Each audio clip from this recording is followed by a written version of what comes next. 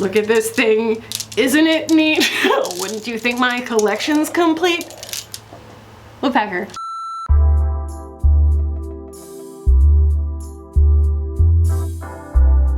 What's up, guys? Welcome back. Today's video is going to be the first favorites that is in response to me asking you guys what would make a favorites more useful.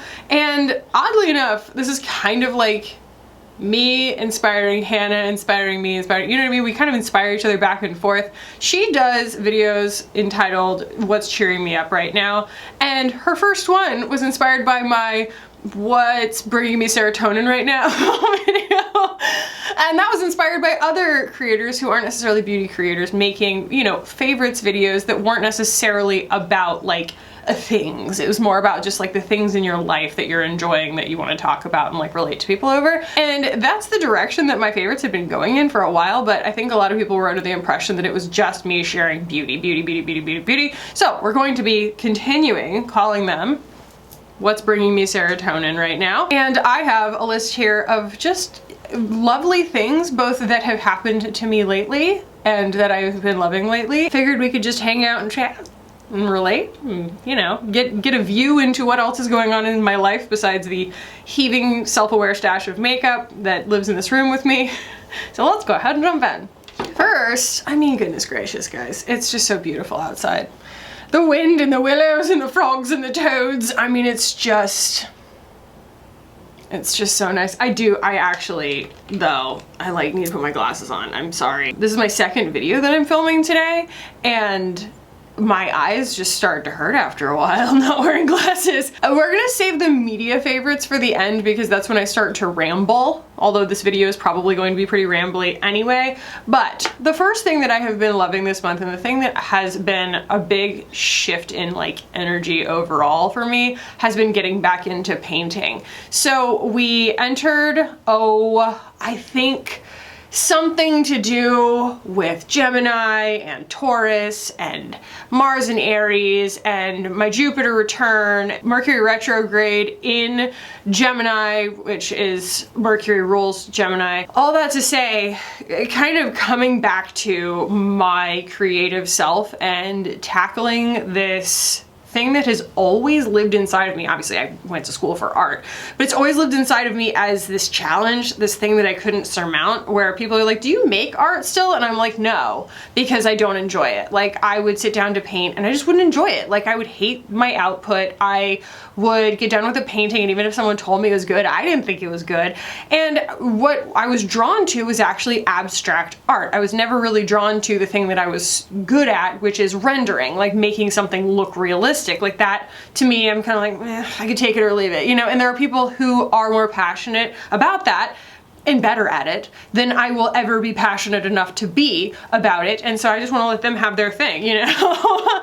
They can be pop surrealists and photorealists and things like that. And I just want to kind of paint my feelings, but I also want to like what it looks like at the end of the day. And so I humbled myself before the art gods. That's really the only way to put it. And I had been getting these ads for a class by an artist named Celia Lays, and she's in Canada, and it was through a platform called Artify, and it was like, you know, how to do abstract art. And to me it looked like, okay, well, you know, this is how one person does it, and what am I gonna just like learn how to copy her art or something, or like make something that, you know, it looks arts and craftsy or something like that. And that was all my ego, right? It was me trying to make excuses for the fact that I should already know how to, I felt like I should already know how to do this, and I don't. And I have all these art supplies, and I keep going through this cycle of buying canvases and painting things that I don't like and then swearing art off again. So I just said, you know what? It's like $37. I want to do this class. Like, what could possibly get worse in my relationship with abstract art at this point?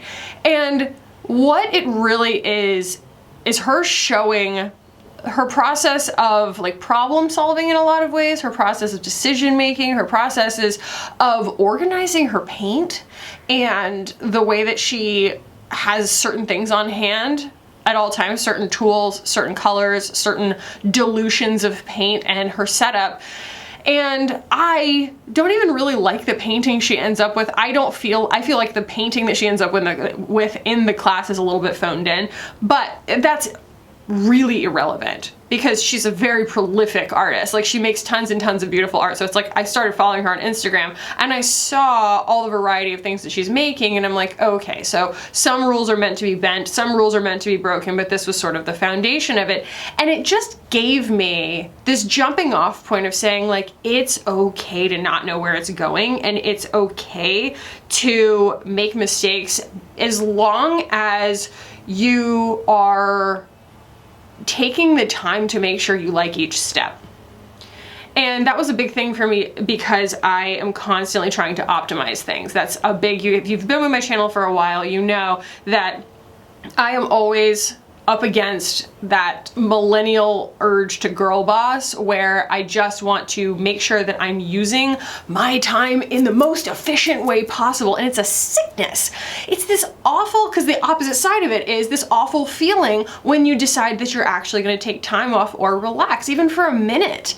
You're like, well, if I relax, I should be doing yoga. You know what I mean? I should be meditating. I should be really relaxing. I should be doing the most of whatever it is that I've decided that I'm going to spend my time on. And if I don't, it's wasted time. The thing I think that shifted was watching someone have a conversation with their piece of art that was very much like entirely on the art's terms, you know? That was not intended to be optimized. It was not intended to be like a time sensitive thing. And of course, you don't want to just waste resources and waste your time, but at the same time, art is, at least my art, is only as good as the amount that I am able to like let go and experiment. And so when I got back into it, it was like this cool step-by-step meditation and re-examination of the ways that I kept trying to systematize art.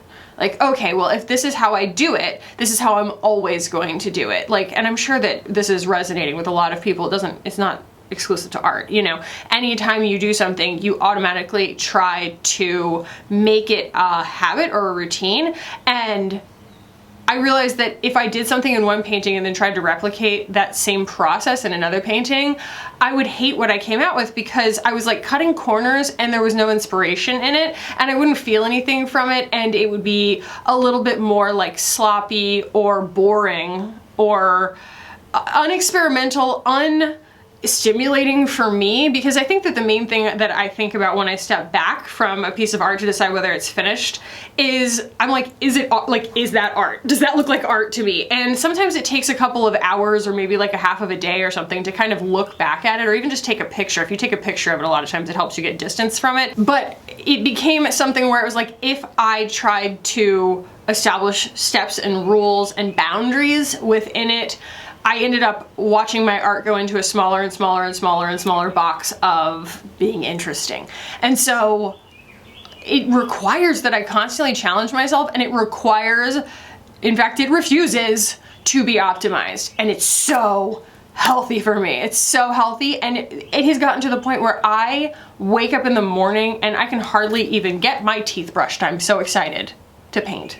I don't know what's gonna happen, and there's something really beautiful about that. And between prioritizing painting and people actually buying my paintings, I have, you know, let that part of me hold a little bit more space in my life. And I'm really happy that I have, because again, I kind of had systematized making YouTube videos. And I love letting my creativity breathe through my YouTube videos, but it has this really, really strong structure to the actual creation process that I think is like a safe place for me. And I did want to get into like outside my comfort zone in some sense. And what has been incredibly cool is this like life cycle of creating something. And my therapist says it's like, is that bug on the inside or the outside? Ew, it's on the inside. Hang on. No. Oh God. Ugh. Don't do that. Go away. Ew. I think it was a flying ant. Anyway, my therapist said that I am being more drawn back to like analog things and making things with my hands, and I have been very just repelled by the way that I feel after staring at any screen for too long. And I think that's kind of the theme, right? Not just of this video, but of like springtime, is just kind of getting back out into nature, even if it just means like sitting outside and breathing the fresh air and getting sinus headaches, in my case, which I am right now, but I don't care. I'm not closing the windows. I don't care. I don't care, nature. I want all of it. Anyway, so there has also been the other end of the life cycle of creating art, which is engaging with the people who are buying my pieces when people get the art in their hands. And like today, one of my buyers said that like she didn't anticipate how good the art was gonna smell. And I was like, what does this smell like? She's like fresh wood and just the smell of the paint. And I was like, cool, like cool, you know what I mean? You pulled something out of a box that I shipped across the country, and you can feel this tactile, you know what I mean, that I made it with my hands. And it is something that you're engaging with almost all of your senses. And like, don't lick the art, but there's just something really, I don't know, there's just something really grounding about that. There's something really, really grounding about that, and that's kind of where I've been lately, is wanting to get grounded. Touching things that are alive, making things that are new, things that have life force in them. And so that's been me just kind of expressing my life force lately. And it's refreshing to sit down and film again, honestly, because this feels like muscle memory. This feels like a place that I belong, whereas art has been this like daring, daring greatly kind of, you know, expression area. And sometimes it's frustrating because it's all new. I'm coming at it with a beginner's mindset, even though I have such a background in art. But like this particular, like, I think it was a particularly healthy thing to come to it with this beginner's mindset and to kind of let it teach me a new way to feel, instead of constantly just like, you know, when all you have is a hammer, everything looks like a nail. All I have is a hammer of constantly optimizing things. And it's like I needed paint and the kind of non-negotiability of the way that these media operate to teach me to like breathe and let there be space for me to be wrong or be slow or be indecisive or be overly decisive, and just to kind of like learn like a little kid learns, you know? And there's something really, really like pure and rare about that. So that is the first thing. That is the first thing, is getting back into painting. And my painting account is Khaki Carmody on Instagram. Occasionally, as I kind of like get a collection of works, I post it to my main Instagram account, so you can check them out there. They have been selling pretty quickly. I have a couple left right now, but yeah, that's been phenomenal. And I also have some commissions lined up, so thank you guys. Thank you guys so much. All right, so the next thing, speaking of therapy, guys, I reconnected again. I reconnected with my therapist from home, from Texas. And I had talked to her, you know, years and years ago for a while. And then we reconnected during my postpartum period. And then when I moved, I was like, okay, let me see if I can find a therapist in New Jersey. I tried, it just wasn't the connection. And so we figured out how to have her be able to still, you know, see me just virtually. And boy, I'm glad I did that. Because there has just been this amazing emotional and psychological clearing for me, and she really like gets it. And recently we started doing, first we did some hypnotherapy, which was awesome. It's like a guided meditation. It's not like, you know, a magic trick or something. And it had everything to do with kind of finding a safe place in your, you know, in your heart where you feel like your emotions are safe and everything going there.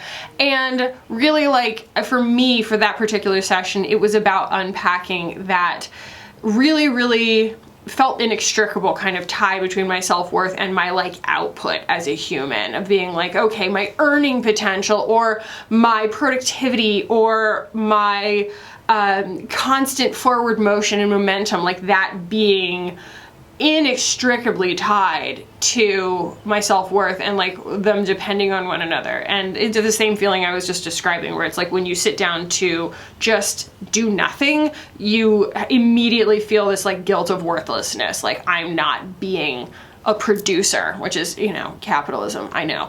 I know. It's done a number on us though. That was the first hypnotherapy session. It really, really helped me kind of see, it was really emotional for me actually, see that I could apply the unconditional love that I have for my child. Like if he were to ever come to me at some point in the future and tell me like I feel worthless or I feel inadequate or I feel, you know, like I am a failure or whatever, like how untrue that is. There is no way he could be a failure, because just by simply existing, he is the most magnificent creature that I've ever had the pleasure of knowing. And that my mother, who loves me very, very much and I have a very strong relationship with, but I had never really like reflected it the other way and been like, oh my gosh, that's how she thinks of me. You know, like she thinks of me as this just like absolutely beyond reproach, infinitely capable, infinitely full of potential person. And why don't I love myself that way? And it just like washed over me in this like guided meditation. And it just something clicked where, and she also had me do these like connection points where it's like I could like, you know, establish certain almost like mental calming triggers depending on certain things. And so it's like, you know, if I like, it was touching these fingers together, I think, and it was, you know, to be able to kind of tap back into that like innate self-worth, like, you know, just inborn self-worth outside of my, you know, productivity and earning potential. And that was just emotionally clearing in a way that I didn't even really understand the dividends of until I like lived out the next week, you know, and I was thinking more clearly and I was in a better mood and I had more energy and stuff like that. And then we started EMDR, you guys. Hang on, I'll show you. It feels weird showing these online, like they feel like tarot cards or something. It's like, feels like it's very private, but I don't know if you guys have ever seen these. This is not Scientology or something like that. So all this is, they're called tappers, and all it is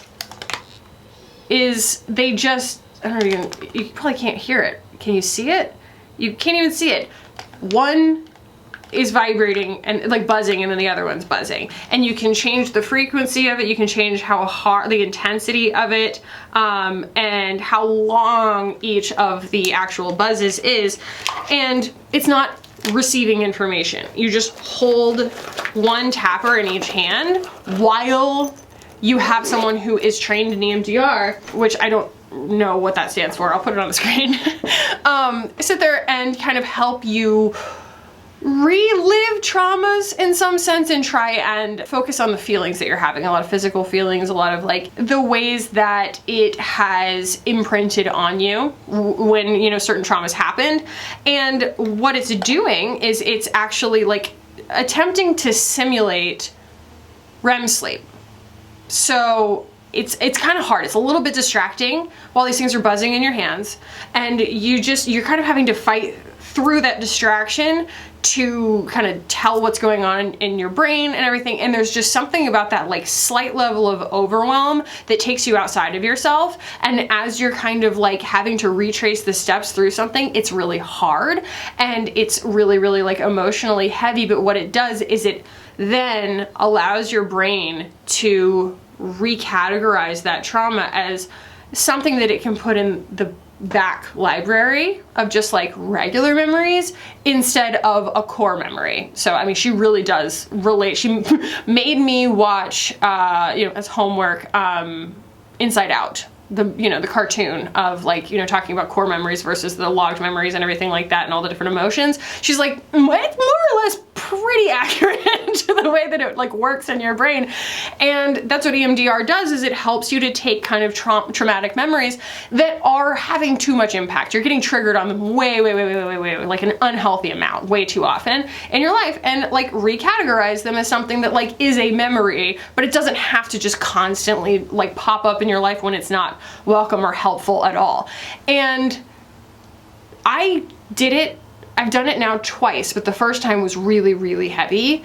And I could not believe how much less anxious I was the following week between the appointments. Like, unbelievably noticeable. Like, again, dividends, or it's like where you have the initial experience, and honestly it felt a lot like craniosacral, where like you get done and you're so open that you have to kind of protect yourself from things. Like, I was just very fumbly and like spacey, and I felt like I was actually very emotionally vulnerable because I was like, I had just opened myself up so much. So it was like very, very much just like this odd euphoria, but also sensitivity.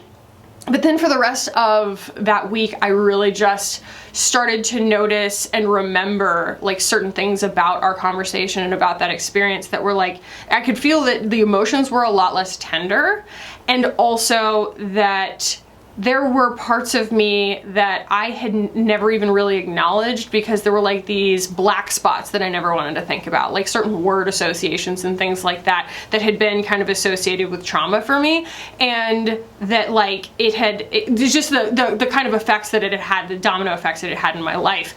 And man, wow, it is just wild. I thought it was really, really neat, and I am super excited to keep doing it, and I recommend finding the right therapist for anybody. If you have the means, I mean, it is just so game-changing. I talked about it on my Instagram last night on my stories. I said, does anybody else feel like they're just like shoveling a gigantic heap of like personal angst out of the way for like an hour every week to just go to therapy?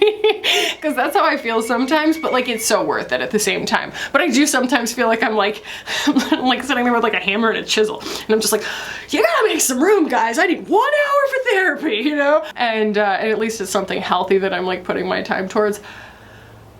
But yeah, it's I can feel it greatly reducing the static that seems to be kind of like filling all the empty space in my head and in my heart. And the longer I go between, like if we have to skip a week or something, I feel the static come back. And it's like, no, I need the head clearing, and that just the EMDR is so effective. It's incredible. So yeah. It's not even woo-woo, dude. It's science. It's really awesome. Like, you know, this woman is my therapist. She is everything from like a true licensed clinician to a yoga instructor, and like this is how perfectly matched we are. We're sitting there like talking about like the astrology that happened between Pluto moving from Aries to Taurus, then going back into Aries and then back into Taurus when it retrograded, and that was like a couple of years ago, I think. And she like remembers having this conversation with me. She's like, yeah, you know, and there was just this really, really like intense time of just like, you know, go, and I was like, yeah, but it was like really chaotic and up and down, and it was just like things were going even when they weren't good. It was like malachite. And she's like, yeah, it was like malachite. And it's like the fact that I can talk to my therapist in like the meaning of different stones, that's how you know you found your people. So that's another thing that's really been like brightening my life lately that I look forward to so much is my therapy. Another really, really positive thing for my mental health has been my outdoor oasis. I know I was just talking about, you know, this kind of theme of spring and renewal and wanting to get out and be in nature. And, you know, we love our together TV time in the evenings after Simon goes to bed, but it is also so nice right when he goes to bed and everything, while it's still light out until like 8 or 8:30 here, to have a glass of rosé. And so I'll stick some footage in of this lovely, lovely oasis that we've created. Last year, we bought this outdoor furniture. It's from Crate and Barrel, and our puppy has made it an absolute mess, but that's what OxyClean is for. And we went to a farm a few weeks ago, and we bought these beautiful hanging flowers. And we have this vine that was here when we moved here, but someone must have just hacked it back, because we thought that it must have died every winter, because when we moved here 2 winters ago, it wasn't there. And then when it started growing, we were like, well, it'll definitely die back in the winter. It didn't. I mean, it died back, but it didn't die. And so then we were able to kind of keep the progress that had been like frozen in time from last summer. I don't know who would have cut that thing back. And now it's just growing this gorgeous, almost like ivy, you know, like clinging ivy all the way around our pergola outside. And then I ordered some cafe lights, and I had myself a mommy project on Mother's Day. I was like, what do you want to do? I want to install my lights. And I did. I went out there and installed those cafe lights, and man, that is my happy place. I love going out there. I go there in the morning to have my coffee sometimes. I go there in like the afternoon to have my smoothie. Sometimes we do breakfast out there on the weekends, and we also have like a covered area where we can do that. But I love having my glass of wine out there in the evenings, and the dog, he is so funny. He loves to just sit out there with us and roll around and be, you know, the maniac puppy that he is. And it's just so nice to have a place that I can go to recharge. And it's not always available, you know, because during a lot of the year it's like cold or inclement or snowing or something here, and so it's just like savoring these beautiful, sunny, gorgeous moments out there, or even just bundling up, you know, and going out there. It's just, it's been so healthy, I feel like, as part of my routine, so that has been lovely as well. The next thing I have been really enjoying, and it has been a lot less expensive than some of the other shopping that I had been doing. So you guys know I love fashion and I love color. And I have grown weary of, you know, trying to just constantly like shovel through all of the crazy overpriced stuff on all the luxury websites. Yes, they're gorgeous. And yes, I will continue to, you know, look at dresses from Zimmerman and weep, right? But I just kind of like ran out. I ran out on it. I was like, yep, this has been a fun thrill, and I have enough. I have enough things. I have enough really beautiful clothes, and I'm going to enjoy what I have right now. Like, I just don't feel the need to be like constantly collecting things, but there was like a time where I really was like shifting my sense of what I like, and I had finally decided, like, guess what, Khaki, you're a maximalist, and just chase that feeling for a while. And I know me. I know that I'm not going to get 150% carried away. Like, I like to get a little carried away, and then I just stop, and that's fine, and I'm like enjoying the things that I have. So I have been kind of like finishing things out with what I think are like curated items that make outfits entirely my own. So the first thing that really was that is that beautiful Kantha coat robe that you guys have seen me wearing a lot, and I get a lot of comments about it. It's blue, and I got it on Etsy, and it was $36, and it's shipped from India. And it was so nice when I got it that I got another one, and it hasn't come yet, but it's pink, and I'm really excited about it. It makes me feel artsy, and I love a good power clash, and it's a really good power clash. And if I throw a belt on it, people don't even know I'm wearing a robe. I just wear it out. And then also I have been getting secondhand jewelry. So like, I have a couple of Kenneth J. Lane pieces. You guys saw the snake bracelet, and then I got inspired by Harry Styles. He wears a brand called Eliou, E-L-I-O-U, and those are all those like really big chunky beaded necklaces that he wears, and I love his style. And I was like, well, I don't have to buy specifically the one that he has. And I saw this one on the RealReal, and it's a vintage Kenneth J. Lane, and it's actually got like, you know, the turquoise, probably like faux cracks and everything. It's really, really cool. It is heavy. It is so heavy, but it doesn't pinch my hair like the Lizzie Fortunato one that I got. I got another one from Lizzie Fortunato that's awesome. It's the Laguna necklace, but like I have to run my hair up with it because it snags my hair. It's like the beads are so close together that they pinch your hair. So yeah, this one, having all the beads far apart like this, makes it so that I can wear it with anything. And that's just been kind of where I've been at lately, is like allowing space between, time and space in between my kind of fashion investment purchases. But like, you know, this was $85 on the RealReal. Is that a woodpecker? Woodpecker! Versus, you know, buying something new, like the ones that Harry Styles has are like $240. It just makes me really happy. Like, this thing is just, I said I had reached my who's its and what's its galore. Look at this thing. Isn't it neat? Wouldn't you think my collection's complete? Woodpecker. So I feel like I've reached that phase of my like accessories journey, but it makes me so happy, and I really do feel like I have enough now where things are just kind of fun little things like that, and just finding things that are maybe not even one of a kind, but very like rare and interesting and curated and maybe even a little artsy, leaning into my art mom. So that's been making me really happy too. The joy of the hunt, not just the thrill of the hunt, you know? All right, let's talk content. So the one YouTube channel that I cannot stop watching this month is news to me and only me, because she has millions of subscribers, and very justifiably so, and her name is Naomi John, and she is funny. She's so funny. If you guys remember, my word of the year is laughter, because I think that laughter is medicine, and that is the only thing that I can do to cope right now other than leave the freaking country because I'm scared of guns. I digress. But Naomi John lives in Germany, and she has her roommate Vincent, I believe, and they are a scream. She does fashion reviews, very exhaustive, you know what I mean? She goes and spends a whole bunch of money at like one really popular emerging fashion brand, and then does like, tries a bunch of stuff on and reviews it.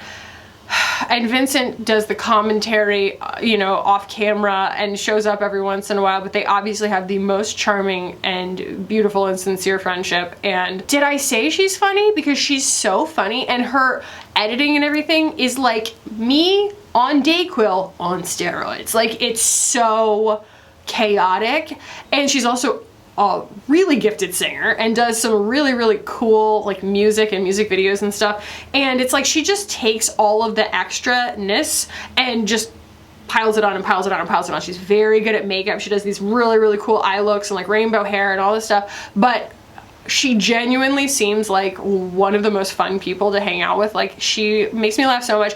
She has like so many inside jokes, but she never makes you feel outside of them, you know? It's like they're inside jokes on her channel, and she makes you feel like you belong so quickly. She seems like actually a really sweet person, like a really nice person, and her fashion reviews are both considerate of the environment and considerate of inclusivity, considerate of, you know, body consciousness and things like that. Like, I love how included she makes me feel for having a body, just a body, you know what I mean? And like, she just shows her body as it is, and the clothes that she puts on it and things like that, and talks about what she likes, what's uncomfortable for her, whatever, and it just normalizes talking about it. And there's just something so wonderfully refreshing about it, and it's not heavy-handed at all. It feels normalized because she feels like it's normal, you know, to just talk about your body and to talk about, like, you know, the way things fit and everything like that.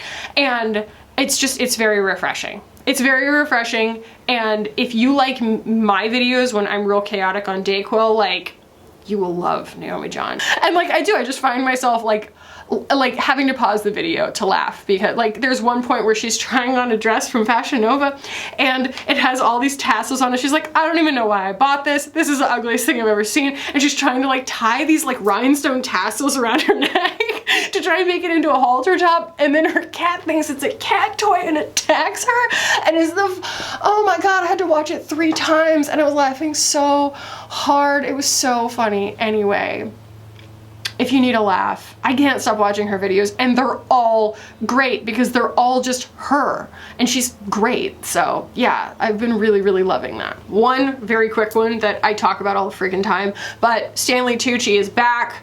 Stanley Tucci Searching for Italy is back. I'm not saying I want Stanley Tucci to be president. I'm saying that I think it would be neat if we had an unofficial society where Stanley Tucci was president. That's all I'm saying. I don't think that that's that crazy. It's self-selecting. But yeah, Stanley Tucci Searching for Italy is my, like, it's my weekly Benny. my weekly Xanny bar. I've never taken either of those things, but I didn't want to say heroin overdose. It's like it's so chill, and it's so escapist, and it's so just like exactly what my soul needs. And when people are like, yeah, I'm not really a fan of that show, I'm just like, who hurt you? Who hurt you so much that just like beauty and sincerity is too much for you, or not enough for you? And if you have criticisms of that show, I ask you kindly to spare me. I don't want to hear criticisms of Stanley Tucci. I don't. And I think that we've earned that We need just one safe morsel of pure joy. And right now that is Stanley Tucci searching for Italy. So Mike and I like to pour ourselves a glass of wine, and we're like, we can't watch Stanley Tucci without a glass of wine in our hands and just experience Italy. So that is one quick one. And then the other one, and I have to make it quick too, I guess, because I haven't watched all of it yet and I don't want anyone to spoil it. Please don't spoil it. But we've been watching one episode a night of the new Stranger Things. Oh, I didn't even know it came out because I've been spending so much time on my outdoor Oasis. But I've been seeing spoilers online and I'm like, oh God, there's a new Stranger Things. You guys, again, only 2 episodes in, they have not jumped the shark yet. No, they have not. It is so far the best one yet. It's so spooky. It's so spooky. Like, there's something about it that's just the perfect level of horror for me, that like it's surreal. It's very, very surreal. It's very, very like horror. You know what I mean? It's not anything that could happen to you in real life. Unless you live in Hawkins and the upside down is underneath your city. I don't know. Yeah, I kind of didn't remember where we had left off with Stranger Things. And then when we turned it back on, I was like, oh my God, Steve Harrington. I love Steve Harrington. Joaquin Hagar, is that how you say his name? The actor from Game of Thrones is in it. I mean, they show like this much of his face in the initial shot and I was like, oh, it's him. And Mike's like, who? And I was like, it's the guy from Game of Thrones. He's like, oh, the man without a face. And I was like, yeah, because all I have to do is see his eyes. They're his most beautiful eyes I've ever seen. And like, I know nothing about him as a person, but he's so nice to look at. And so when I saw him, I was like, yay. And the guy who plays the head of their D&D group is so cool. He is so cool. He's such a cool character. I like the actor so much. I think he's incredible. And I am thoroughly, thoroughly, thoroughly enjoying it and looking forward to it. I can't stop thinking about the way it happens. Like the end of the first episode. Like, I can't stop thinking about it. It's so poltergeist. It's so creepy. It's so awesome. Yeah, so. Anyway, if I say any more, I'm going to give it away, but it's so good. It's so good and I'm enjoying it so much. So yeah, those are the things that are bringing me serotonin right now. And I hope that you guys enjoyed it. I probably won't link very many things down below. Maybe I'll try and find those Kantha robes to be able to, link for you guys. But like, I can't, the whole point of this video is to not have anything that's like affiliate linkable. Because the whole point is that it's just stuff that's like off camera favorites kind of thing. So anyway, guys, thank you for watching. If you did enjoy this, please do give it a thumbs up. If you want to keep hanging out with me on this channel, hit the button down below and subscribe. I would love it if you guys did. Thank you so much for watching and for hanging out with me today. I love you guys so much. And I'll see you in the next one.